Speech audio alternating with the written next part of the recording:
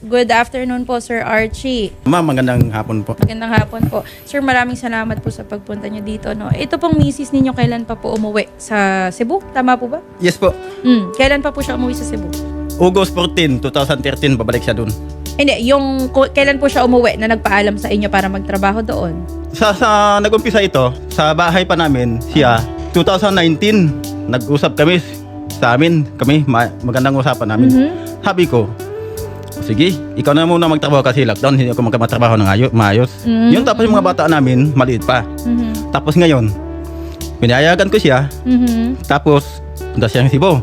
Umuwi po si Mrs. ng Cebu, nagpaalam na magtrabaho. Yes po. Kailan po yun, sir? Last Tingnan. year po ba yan? Yes po. Okay. Umuwi po siya last year. Tapos, anong paalam niyang trabaho, sir? Anong gagawin niyang trabaho? Kasambahay lang po.